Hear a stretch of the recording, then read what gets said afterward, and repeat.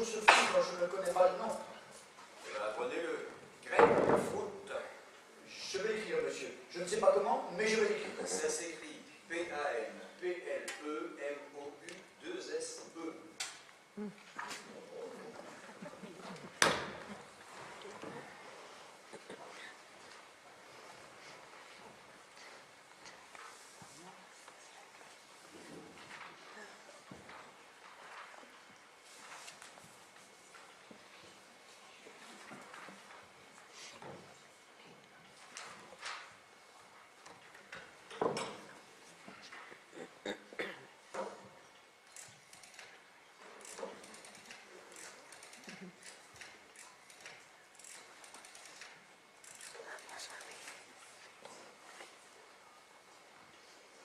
Allô? Est-ce que M. Pellegrini est là?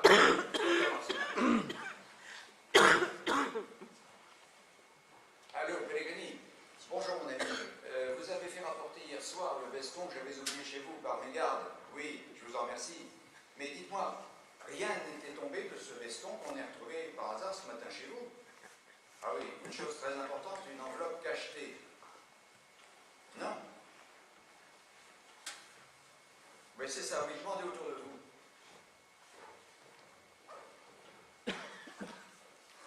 Non? Ah. Ben alors, c'est dans le trajet, alors. Ah ben si, elle a pu tomber de ma poche. Ah ben il faut croire que si, puisqu'elle y est plus. Bon, écoutez, merci beaucoup. Allez, au revoir.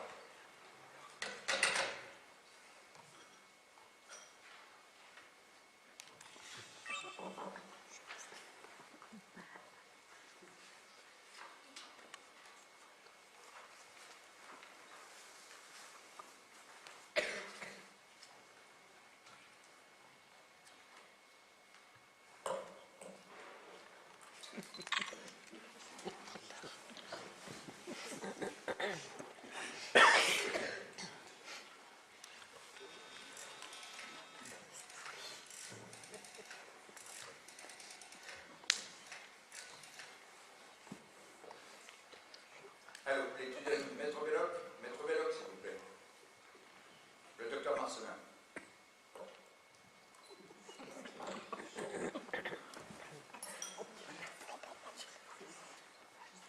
Allô, Belloc? C'est Marcelin. Non, mais excuse-moi, oui. Je mange du pamplemousse. Dis-moi, on n'a pas déposé chez toi ce matin par hasard une enveloppe cachetée? Un testament qu'on a retrouvé dans la rue hier au soir. De moi, oui. Ben ton nom et ton adresse. Oui, non, mais celui-là annulé, justement, celui que tu as. Non, mais si quelqu'un l'avait trouvé dans la rue et qu'il n'ait pas voulu le garder pour lui, il l'aurait fait déposer chez toi ou chez moi. Eh ben oui. Ah ben oui, c'est très embêtant pour pas mal de personnes. En tout cas, si par bonheur quelqu'un te l'a porté, hein, téléphone-moi vite, hein. Voilà. Allez, merci. Il y a quelqu'un au salon, monsieur. Qui ça? Je ne sais pas, une dame en grand deuil. Qu'est-ce qu'elle veut? Elle voudrait voir monsieur 5 minutes. Je ne reçois pas le matin. C'est ce que j'ai dit à cette dame, mais elle insiste. Elle dit que c'est urgent. Ça ne peut pas être urgent, voyons. Si elle est en grand deuil, c'est trop tard. Hein. Bon, allez, je la reçois dans un instant. Mademoiselle Le Bourgeois n'est pas arrivée? Pas encore, monsieur. Monsieur a fini? Oui. Ah, tu es là? Tu vois bien, qu'est-ce que tu veux? Oh, bah, je voulais te dire bonjour. Bonjour. Tu sais qu'il y a quelqu'un au salon? Ah, non? T'as pas entendu sonner? Si, mais comme tu ne le reçois jamais le matin, moi j'ai pensé que c'était un fournisseur ou un secrétaire. Bien, te voilà renseigné maintenant. Allez, va. Je voulais te dire bonjour. Écoute, tu m'as dit bonjour, je t'ai répondu bonjour, nous sommes qui? Allez, va.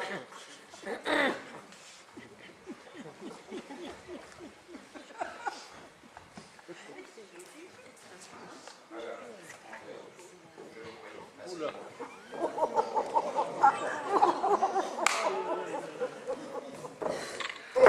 Et qui avez-vous prévenu?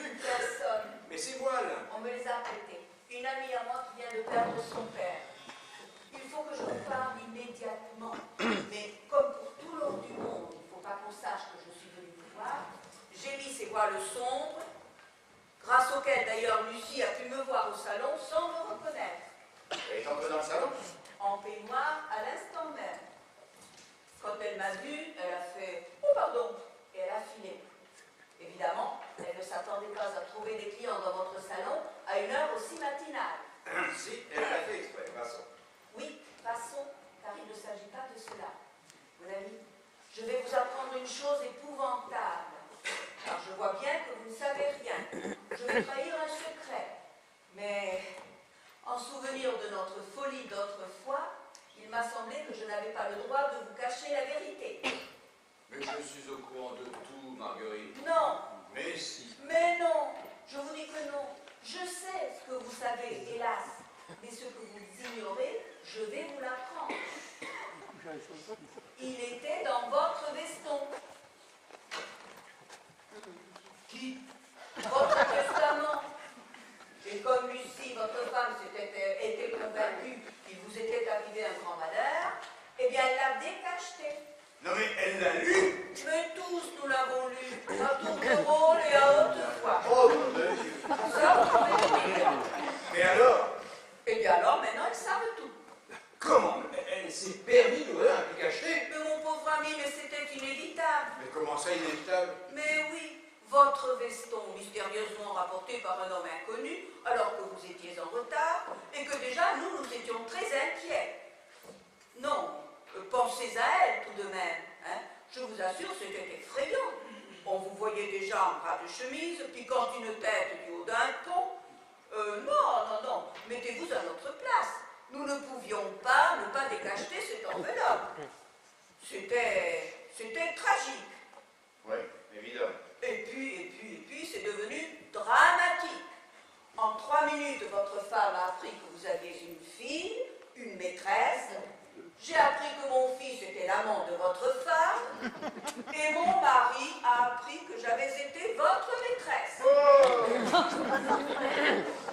Vous êtes généralement un homme discret, mais comme vous y mettez. J'en ris maintenant parce que vous êtes bien bel et bien vivant. Mais à cette minute-là, je vous assure, la situation était angoissante, insensée. Mais magnifique aussi. Oh, magnifique. Oh, aussi. Peut-être vu de loin, mais vu de près, croyez-moi, elle n'avait rien de magnifique. Nous nous sommes évanouis toutes les deux. Adrien était blême, presque verdâtre. Pourtant, quand je suis rentré. Ah, mais c'est qu'en une seconde, la situation s'était retournée. Vous n'étiez plus en danger de mort. Et nous, qui allions probablement nous dresser les uns contre les autres, eh bien, nous nous sommes retournés contre vous.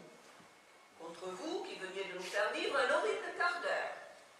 Et là, une sorte d'entente secrète s'est établie entre nous. Sans nous concerter, nous avons décidé de cacher le testament, de ne rien dire et de cacher le testament. C'était irréfléchi. Mais c'était la sagesse, d'ailleurs. Oh, ça dépend. Eh ben. À quoi pensez-vous? Oh ben, ça. Oui, bien sûr, à ça, mais à quoi surtout pensez-vous? Ben, je pense surtout à ce dîner pendant lequel, autour de moi, vous avez su si bien dissimuler vos sentiments. C'est superbe et c'est instructif. Vous ne pensez tout de même pas être le seul hypocrite de Paris. Non, mais vous êtes doué, tous autant que vous êtes.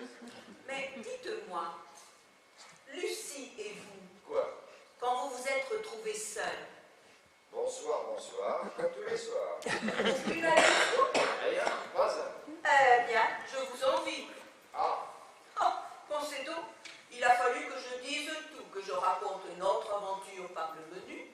Il a voulu connaître le moindre petit détail. oh, mais quel idiot. Après 30 ans, pas une intelligence de se taire. Ou non, Mais c'est affreux. pour lui, c'était affreux. Et pas pour vous? Ah non, moins pour moi, car il me faisait revivre ces heures mouvementées de ma jeunesse. Et je m'apercevais que je n'en avais jamais parlé à personne. C'était la première fois que je le racontais. D'ailleurs, je finissais par oublier que c'était à mon mari que je disais tout cela. Et je me suis rendu compte alors que cette faute, la seule faute de ma vie, avait été en somme le seul moment agréable de toute mon existence.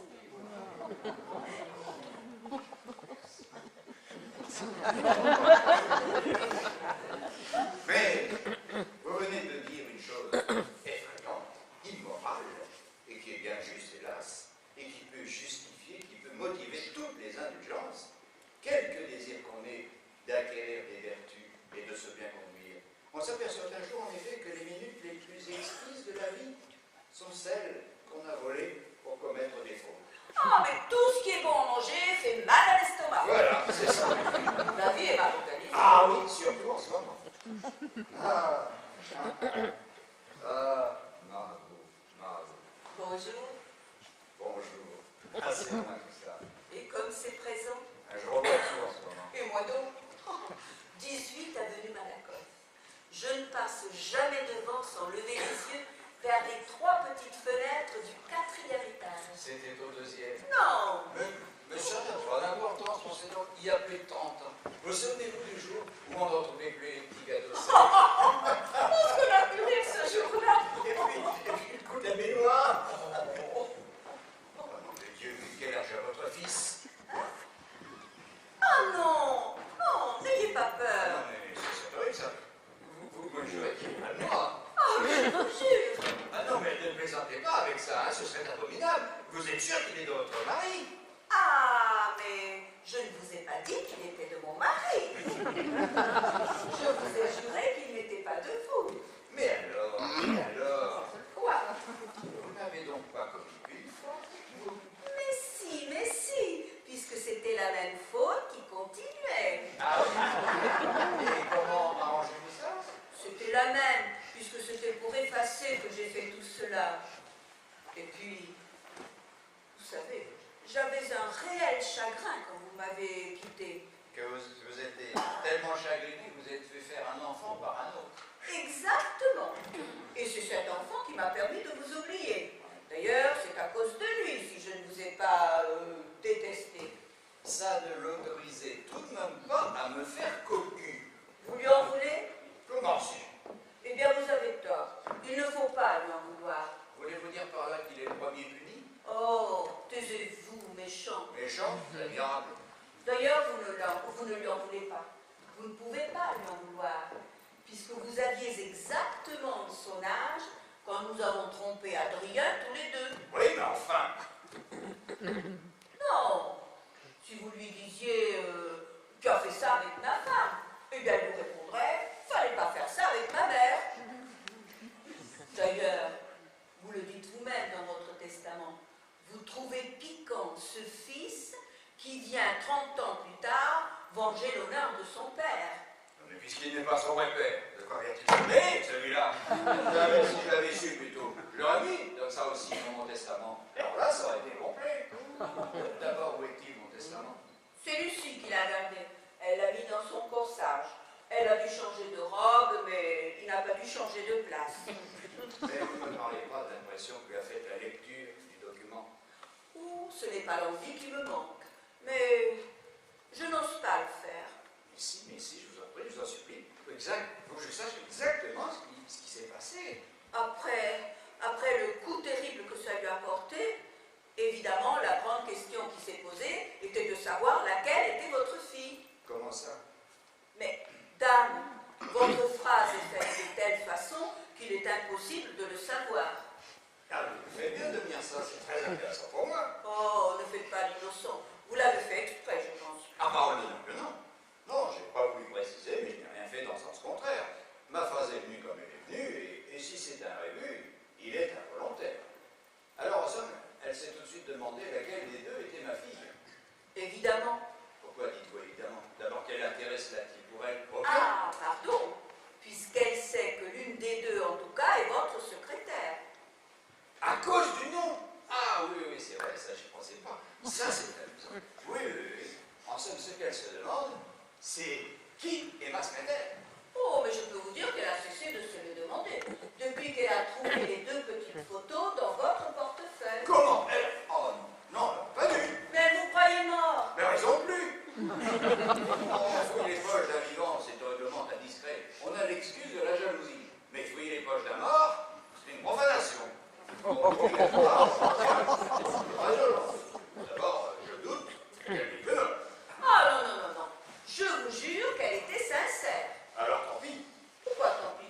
parce qu'il est tout de même dommage qu'elle ait pu dissimuler sa joie lorsqu'elle m'a vu rentrer vivant. Et tout à l'heure, sous ses voix sinistres, elle a dû se dire « Une veuve? Oh, la bénarde !» Oh, mais quelle horreur! Oh, 30 ans d'expérience médicale m'ont enseigné que lorsqu'un être, homme ou femme d'ailleurs, envisageait, admettait la mort prochaine de quelqu'un et s'y résignait, c'est qu'il était à ça de la souhaiter. Bon, prenons-en aux deux photos dont, je me dis, j'ai mal compris qu'elles m'ont enseigné. Mais oui, votre petite fille. La petite fille. Mais oui, votre petite fille ressemble tellement à sa maman que le doute n'est pas permis. Ah, vous trouvez que la ressemblance... Elle est criante, elle est normale. Assurément, à qui ressemblerait-on? Voulez-vous la voir? La photo? Non, personne. La voir? Oui, elle vient d'arriver. Vous l'avez laissée venir? Pourquoi l'en aurais-je empêché? On m'a pas dit qu'on avait ouvert mon testament. Je suis censé tout ignorer. Et C'est vrai. comment aurais-je pu l'empêcher de venir? Je suis au courant depuis 5 minutes. C'est vrai, mais je vous avais déjà trop dit pour ne pas vous avertir que Lucie a naturellement conçu le projet de vous la faire renvoyer. Oui, mais je ne lui en laisserai pas le temps. Je vous le dis, ne serait-ce que pour éviter à cette personne un affront que Lucie pourrait lui faire. C'est bien ainsi que je l'entends. Et je vous en remercie. Je remets mon voile? Oh non, non, non. Elle ne vous connaît pas. Vous ne la reverrez probablement jamais. Restez donc comme ça. Oui, je déteste la sonner. Ah, mais je comprends cela. Bonjour, mademoiselle. Bonjour, monsieur. Alors, permettez-moi de vous présenter une nouvelle secrétaire qui est en train de manger du nougat à la pistache. Mademoiselle, madame. Est-ce qu'il est bon, au moins? Excellent. Eh bien, c'est le principal. Avez-vous bien dormi, mademoiselle? Très bien, monsieur, merci. Et vous-même? Pas trop mal, grâce à Dieu. Le courrier. Il est devant vous. Vous étiez parti hier soir, lorsque je suis rentré. Oui, je vous expliquerai pour quelle raison j'ai dû m'en aller hier au soir. Oh, c'est pas un proche. Il était 9 heures. Et avant de me coucher, j'ai complètement négligé de le signer.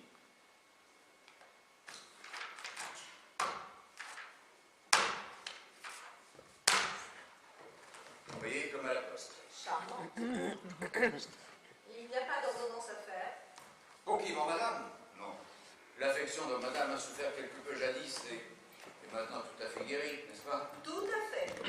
Mais pour vous, mademoiselle, une petite ordonnance verbale. Pas trop tout de même de nougat à la pistache. Promis.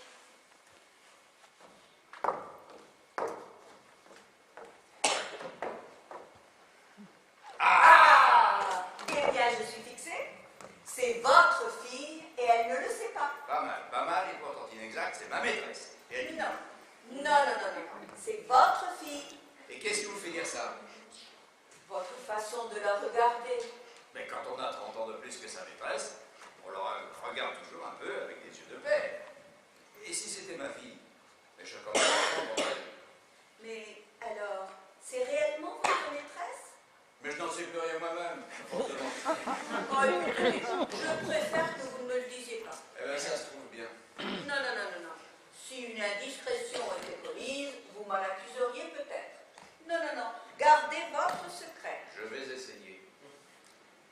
Qu'est-ce que vous allez faire maintenant? Franchement, n'en sais rien encore. Mais quel serait votre rêve? Oh, mon ami, à nos âges, on fait plus de rêve. On accueille les événements qui se produisent, et on dit qu'en chacun d'eux, c'était mon rêve. On va divorcer, naturellement. Ah non, non, non, non, surtout pas. Ah bah tiens, vous pensez qu'à votre fils, vous, en ce moment. Mais non, Jean, vous savez très bien que le premier mouvement est toujours le bon. Et pourquoi me dites-vous ça? Parce que votre premier mouvement a été de ne rien dire. Votre testament en est le témoignage. Oui, c'est la vérité, seulement je ne suis plus le maître de la situation à présent. Tant que j'étais le seul à savoir, je pouvais me taire. Et maintenant, je suis à la merci d'un mouvement d'humeur, d'un coup de nerf, d'un moment maladroit qui peut lui échapper, qui mettra le feu aux poudres, pour ici. Et d'autre part, votre mari va-t-il pas commettre la bêtise de venir me demander des explications? Ouh, j'en ai peur. Bah alors, voyons-nous. Mais en avez-vous tellement envie? De divorcer? Ah! Bonne nouvelle. Non, car je ne sais si ce serait une folie ou si ce serait la sagesse. Et c'est ce qu'il y a d'épouvantable dans mon cas. Et savez-vous pourquoi je n'en ai pas envie? Mais parce pense que vous l'aimez. Ma femme, je divorcerai si je l'aimais. Oh, ce serait affreux pour elle. Mais ce serait un rude hommage. Et c'est bien plus cruel si je reste, voyons. C'est lui dire, tu m'as trompé, mais je m'en fous. Oh, elle ne le prendra pas comme ça, car elle, au fond, elle vous aime. Ah, si vous me dites ça, je m'en vais tout de suite. C'est moi l'impression que j'ai. Défiez-vous-en, car elle est fausse. Je l'ai toujours trompée. Vous m'entendez? Toujours. Ben, elle l'aurait deviné. Elle m'avait aimé. Ce n'est pas son inconduite qui m'a détaché d'elle, c'est la mienne. Nous aimer, quand nous avons pu passer cette nuit tout entière, côte à côte, sans nous flanquer à la figure tout ce que nous avions sous la main, c'est pas ça l'amour. C'est le contraire de l'amour, ça. Non, voyez-vous, nous formons, Lucie et moi, un de ces couples déplorables et si nombreux, hélas, qui s'étant unis sans raison, ne trouveront jamais une raison de se rompre. Et ce sera notre punition. Et notre sauvegarde aussi. Car ceux qui n'ont pas droit au bonheur n'ont pas toujours forcément droit au malheur. Ce ne sont pas nos trahisons réciproques qui vont nous rapprocher. Non, c'est notre indifférence mutuelle à leur égard. C'est elle qui va nous permettre de vivre désormais en voisins. Comme de bons amis? Non, comme des parents. Elle va devenir quelqu'un de ma famille. Déjà, on ne se voyait guère, on va même plus se regarder. Maintenant, on va vivre de profil. On va s'organiser une bonne petite existence d'égoïste et on va se résigner à ne pas être malheureux. Il y avait bien ça, évidemment. Eh oui, bon voilà. C'est aussi à cause de ça que je vais probablement rester, car de deux choses l'une. Ou cet enfant est ma maîtresse, ou bien ma fille. Oui. Or, si elle est ma maîtresse et si je divorce, je l'épouse. Or, vous avez vu l'âge qu'elle a. Vous avez vu l'âge que j'ai. C'est dangereux. Non, c'est grave. Et si c'est votre fille?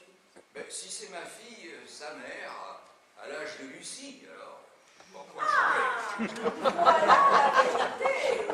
Oui, oui, oui, oui, oui. Vous avez quitté sa mère pour épouser Lucie, et moi, c'était pour elle que vous m'aviez quitté. Ah oui, oui, oui, ça fait vraisemblable, en effet. Oui, oui, oui, Oui, oui, oui. oui. Oui, mais si c'était ma fille, et pourquoi l'aurais-je prise tout à coup comme secrétaire? Mais pour vous venger de l'inconduite de Lucie, Vengeance platonique. qui n'en serait que plus cruelle encore. Oui, alors, d'après vous, plutôt que de prendre Lucie à la gorge, je me serais jeté au cou de la petite. Exactement. Je vous vois très bien la négligeant pendant des années et tout à coup lui assurant son existence, lui donnant le tiers de votre fortune et lui faisant faire 3 jolies robes. Et un manteau. Quoi? Non, je dis que c'est faux. Mais les deux photos, qui est-ce? Eh bien, c'est elle à 3 ans et c'est elle aujourd'hui. Voyez-vous ça comme elle est maligne. Oui, en somme, d'après vous, si je comprends bien, je préfère garder ma liberté de ce côté-ci plutôt que de m'enchaîner de ce côté-là. Exactement, car entre nous, je ne vous considère pas comme un idiot. Une confidence en vaut une autre, moi non.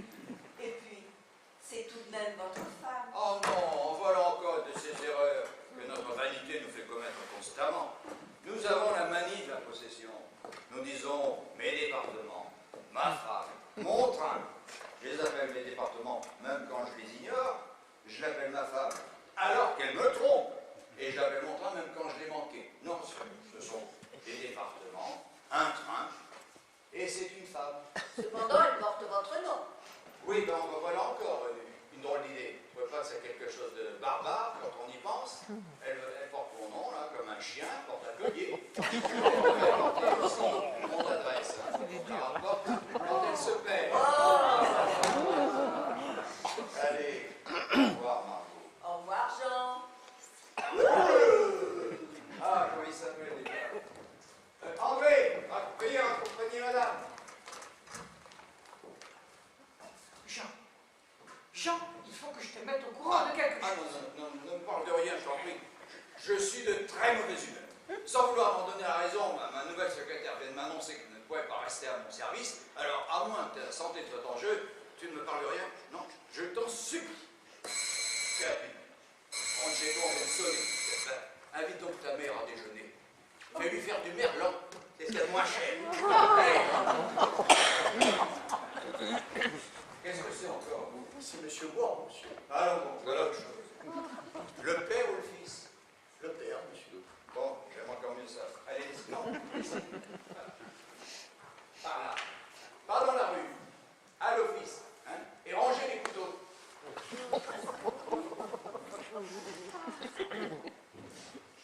J'aurais voulu Ah, te mais dis dire... donc, ça fait 4 fois que je téléphone chez toi sans pouvoir te joindre. Comment même? Écoute, file à l'hôtel Clion, le bétuniste attend. Le bétoniste? Oui, une douleur rhumatismale dans le genou, il croit que c'est une fracture. Alors, fais-lui une radiographie, hein, tu lui fais une visite de courtoisie, tu le rassures, tu lui fais ce cardio, tu le téléphones le résultat vers 9h. Pourtant, j'aurais voulu te Mais je ne sais pas ce que tu aurais voulu, mon vieux. Moi, je sais une chose, c'est que le bétuniste attend. Alors, file, allez, file.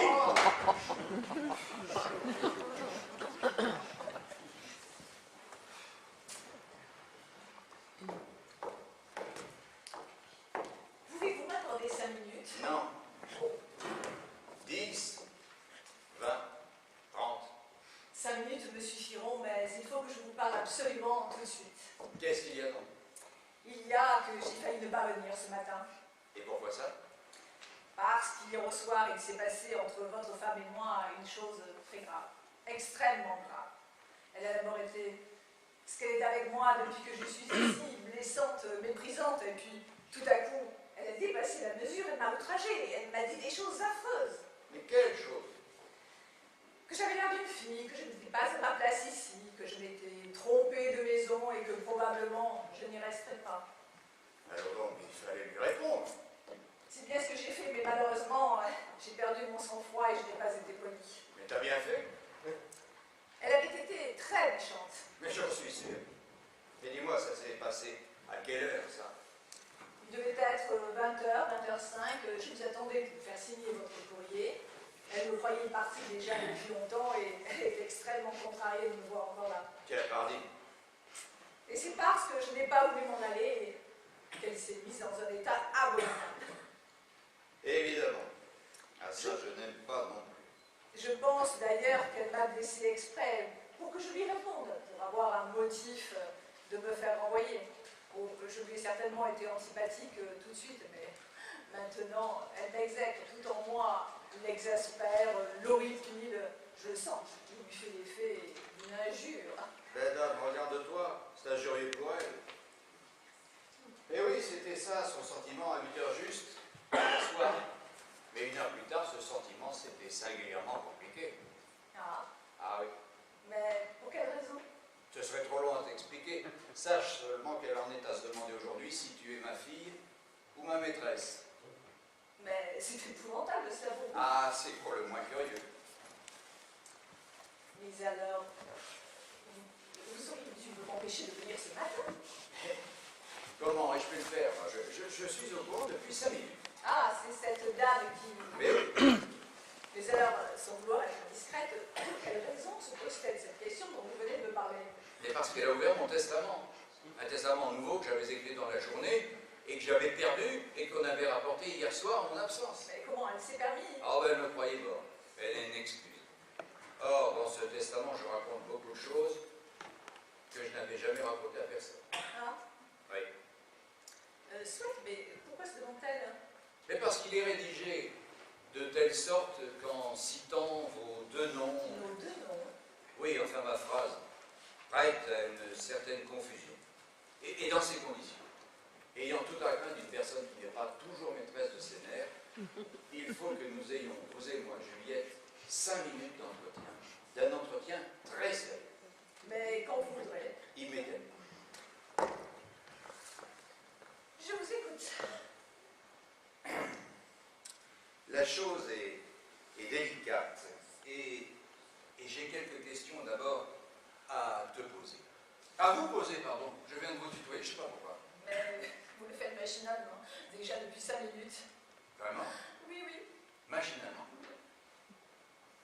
Néanmoins, je vous en demande parler. Non, mais je vous en prie. J'avais prévenu votre maman qu'il nous faudrait un jour aborder ce sujet. Je précipite un peu les choses. Voilà.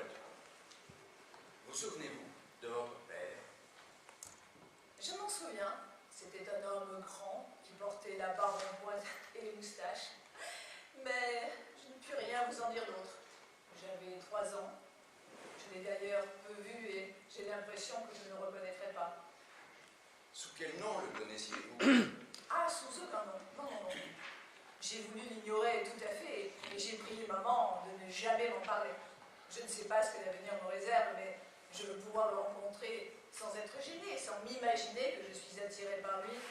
craindre le contraire, sans pouvoir le rechercher, mais sans avoir à le fuir. Mais vous ne le détestez pas. Ah, non, pas le moins du monde. Non, non. Non, simplement, je ne sais pas si je me suis fait si j'ai compris la réalité ou si je me suis fait une fiction que j'ai comprise, mais je ne lui en veux pas le moins du monde. Je sais par ailleurs qu'il s'est toujours très bien conduit à mon égard et c'est en somme grâce à lui si j'ai pu faire mes études. Mais vous auriez pu juger sévèrement sa conduite à l'égard de... Non, non. Et vous allez comprendre pourquoi. Il m'a été donné de voir tant de ménages malheureux dans mon enfance que je lui suis reconnaissante en songeant qu'il aurait pu rendre maman bien plus malheureuse encore en l'épousant. Quant à moi, je me considère un peu comme un accident, comme quelque chose d'imprévu.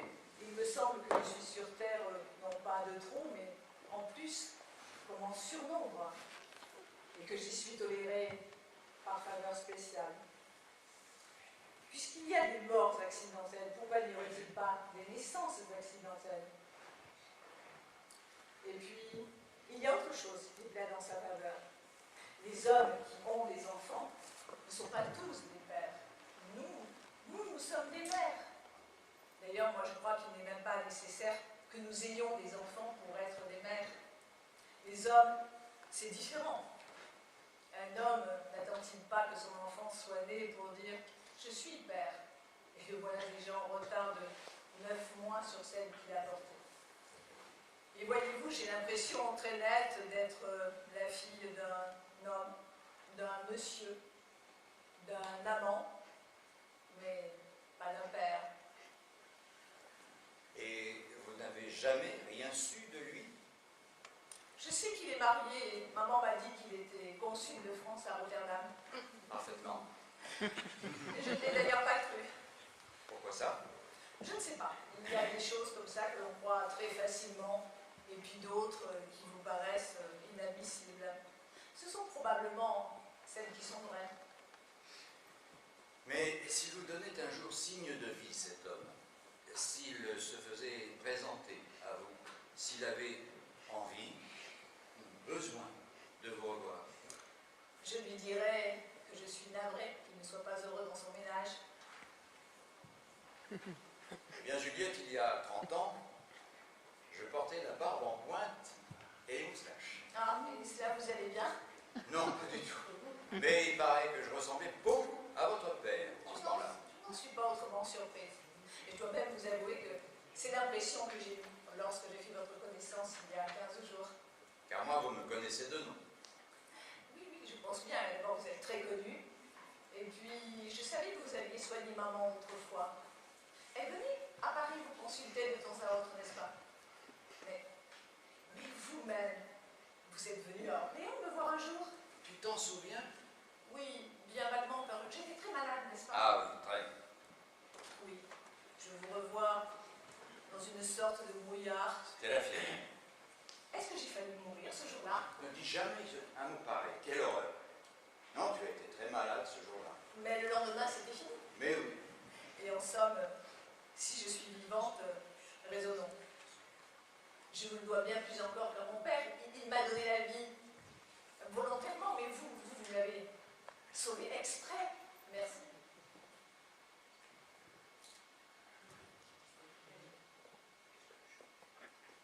Maman m'a dit que vous étiez resté toute la nuit auprès Mais de je moi. pense bien. On donne sa vie pour un enfant malade. Faudra d'ailleurs que tu penses un jour à payer ma visite. Avec joie. Eh bien, Juliette, lorsque tout à l'heure je vous ai fait venir devant cette dame, c'était pour vous montrer à elle. Vous avez dû le deviner, car il me paraît que vous devinez assez bien les choses. Alors, savez-vous ce qu'elle m'a dit, cette dame, en me parlant de vous? Elle m'a dit, c'est votre fille, et elle ne le sait pas. Que c'est drôle. Drôle, c'est la vérité, Juliette. Non, elle se trompait. Elle se trompait? Oui, je suis votre fille,